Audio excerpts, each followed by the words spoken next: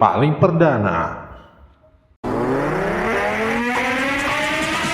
Menteri Perumahan dan Kawasan Permukiman atau PKP, Marwarar Sirait menjadi sorotan publik usai videonya saat menggebrak meja ketika rapat di Kementerian PKP bersama birokrasi kementeriannya viral di media sosial. Marwarar terlihat sempat beberapa kali menggebrak meja lantaran kesal dengan birokrasi kementeriannya yang dinilai lamban. Marwarar kesal lantaran surat yang diperuntukkan untuk Jaksa Agung terlambat dikirim. Adapun surat yang dimaksud merupakan surat penting berisi soal tanah dan lahan sitaan milik para koruptor. Ia mengatakan Jaksa Agung ST Burhanuddin mengaku belum menerima surat yang dikirim ketika bertemu dengannya saat retreat Kabinet Merah Putih di Magelang, Jawa Tengah. Marwarar mengaku malu terhadap Jaksa Agung atas keteledoran birokrasi tersebut. Ia bahkan mengaku rela mengeluarkan uang pribadi dalam kepengurusan birokrasi kementeriannya jika memang diperlukan.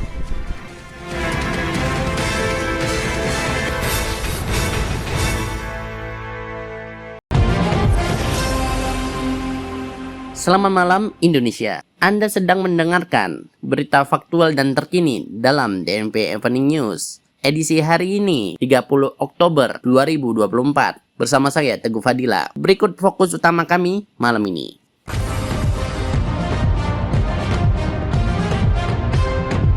Debut diplomatik Presiden Prabowo, hadiri KTT G20 dan APEC di tengah peralihan sementara tugas kepresidenan. Akun Instagram resmi Presiden Republik Indonesia diperkenalkan.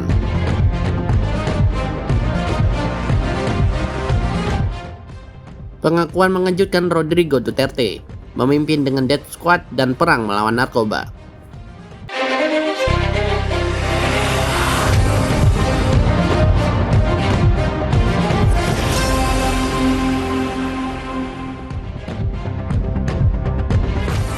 Menteri Sekretaris Negara Prasetyo Hadi mengonfirmasi bahwa Presiden Prabowo Subianto akan melakukan kunjungan ke luar negeri minggu depan untuk menghadiri pertemuan-pertemuan internasional seperti KTT G20 dan Asia Pacific Economic Cooperation atau APEC. Prabowo diundang untuk hadir dalam forum-forum penting tersebut guna menunjukkan komitmen Indonesia dalam kerjasama global. Rencana keberangkatan ini diumumkan oleh Prasetyo di Istana Kepresidenan Jakarta pada Selasa 29 Oktober 2024 yang menyebutkan bahwa kunjungan ini sekaligus akan memperkuat posisi Indonesia dalam diplomasi internasional. Selama Presiden Prabowo berada di luar negeri, Wakil Presiden Gibran Rakabuming Raka akan menjalankan tugas-tugas kepresidenan sesuai aturan yang berlaku. Prasetyo menegaskan bahwa pemerintah akan mengeluarkan surat resmi terkait pengalihan sementara tugas tersebut kepada Gibran, memastikan kelancaran administrasi dan operasional negara selama Prabowo bertugas di luar negeri. Hal ini penting untuk menjamin keberlangsungan pemerintahan dan menunjukkan bahwa Indonesia tetap berfungsi optimal meski pemimpin utamanya tengah menjalankan misi diplomatik di luar negeri. Menurut Menteri Luar Negeri Sugiono, KTT G20 di Rio de Janeiro, Brazil pada November 2024 akan menjadi momen penting bagi Prabowo untuk tampil di panggung internasional sebagai presiden setelah sebelumnya sering mewakili Indonesia sebagai Menteri Pertahanan. Di samping itu, Sugiono sendiri akan menghadiri sesi G7 Expanded di Italia, memperkuat kehadiran Indonesia di berbagai forum internasional. Kantor Komunikasi Kepresidenan baru-baru ini meluncurkan akun Instagram resmi untuk Presiden Republik Indonesia dengan nama @Presiden Republik Indonesia. Akun ini difungsikan sebagai akun resmi lembaga kepresidenan, bukan untuk keperluan pribadi. Pada bio akun tersebut tertulis akun resmi Presiden Republik Indonesia Jenderal TNI Purnawirawan Haji Prabowo Subianto dan tampak foto profil Prabowo Subianto mengenakan seragam pelantikannya. Hingga saat ini, akun tersebut sudah memiliki lebih dari 15.000 pengikut. Pada Jumat 25 Oktober, unggahan pertama akun tersebut menampilkan momen pelantikan Prabowo sebagai presiden.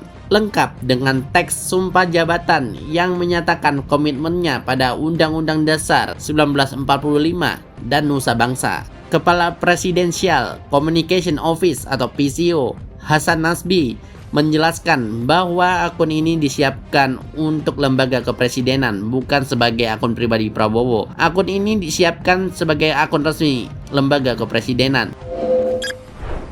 Calon Gubernur Jakarta nomor urut 2, Dharma Pongrekun, mengungkapkan strateginya untuk mengatasi kemacetan ibu kota dengan mengurangi penggunaan lampu merah di persimpangan-persimpangan utama. Menurut Dharma, lampu merah justru menjadi penyebab kemacetan dan perlu digantikan dengan jalur underpass dan overpass di area persimpangan ramai Jakarta.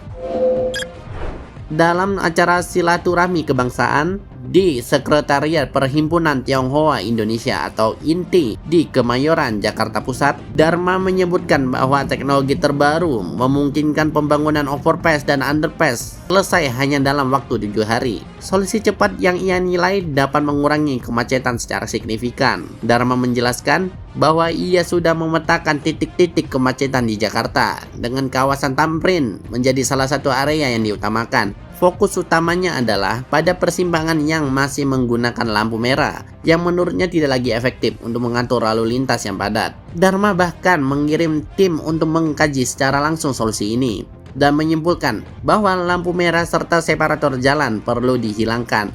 Hal ini, ujarnya, penting karena seringkali salah satu sisi jalan lebih padat daripada sisi lain yang kosong, yang membuat aliran lalu lintas menjadi tidak efisien. Dharma mengklaim bahwa ada 5 teknologi yang bisa digunakan untuk membangun proyek overpass dan underpass hanya dalam 7 hari di satu titik, yang menurutnya jauh lebih efektif dibandingkan pembangunan infrastruktur serupa di Jakarta saat ini. Dengan penerapan teknologi ini, ia optimis bahwa sirkulasi lalu lintas di Jakarta akan mengalir lancar layaknya air, sehingga masalah kemacetan yang kronis di ibu kota bisa diatasi dengan cepat dan efisien.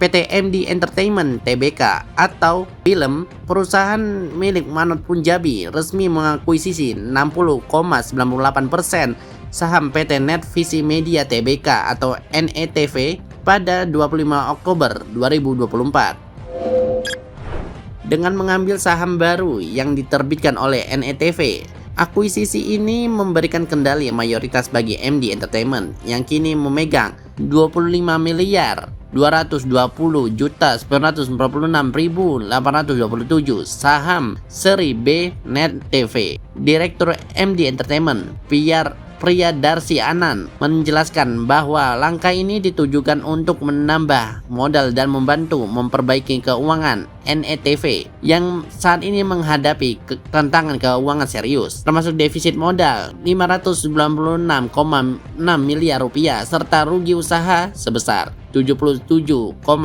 miliar per April 2024. Sebagai bagian dari strategi pendanaan, MD Entertainment juga memperoleh pinjaman sebesar 794,75 miliar rupiah dari PT Bank Mandiri Persero Tbk. Pinjaman ini akan dijamin dengan gade saham NETV, tanah milik perusahaan, dan aset PT Jakarta Film Studio melalui suntikan modal dan sinergi produksi dengan MD. NETV diharapkan dapat memperbaiki kondisi keuangan dan meningkatkan daya saingnya di sektor media. Dengan akses kapabilitas produksi MD Entertainment, NETV berpeluang untuk memperkuat posisi dan menjangkau pasar yang lebih luas, mengoptimalkan sumber daya yang ada untuk mempertahankan keberlanjutan usaha di tengah persaingan ketat di industri televisi.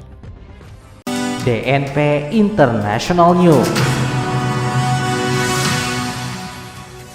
Rodrigo Duterte, mantan presiden Filipina, mengakui bahwa selama menjadi wali kota Davao, ia memimpin Death Squad untuk memberantas kejahatan. Dalam kesaksiannya yang pertama di hadapan penyelidikan resmi, Duterte menjelaskan bahwa Death Squad-nya sendiri terdiri dari anggota gangster, bukan polisi.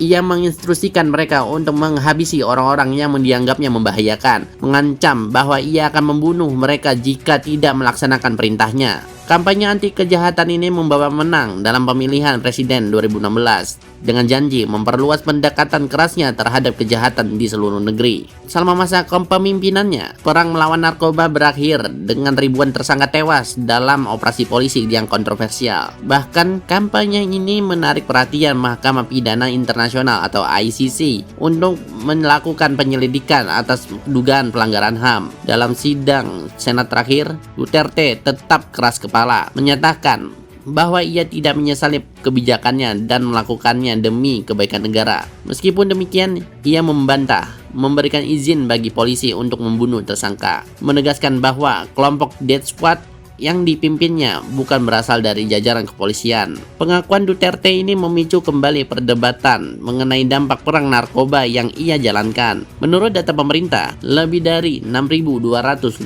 orang tewas dalam operasi pemberantasan narkoba selama masa jabatannya. Namun, kelompok HAM memperkirakan jumlah korban sebenarnya jauh lebih besar, hingga puluhan ribu orang. Walaupun kebijakan ini menuai kritik global karena pelanggaran HAM, sebagian rakyat Filipina tetap mendukung Duterte, mengingat masalah narkoba yang akut di negara tersebut. Bagi banyak orang, pengakuan ini menggambarkan wajah kejam perang melawan narkoba yang menghantui Filipina hingga saat ini.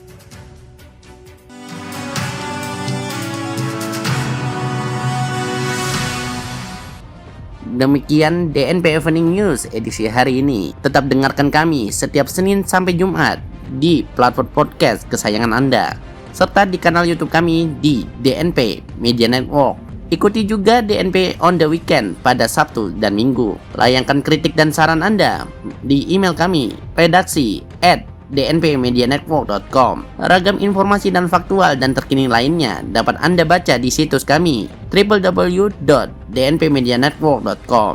Mewakili kerabat kerja yang bertugas, saya Teguh Fadila undur diri. DNP Integrated News, lebih informatif, lebih terinformasi. Selamat malam Indonesia dan selamat beristirahat.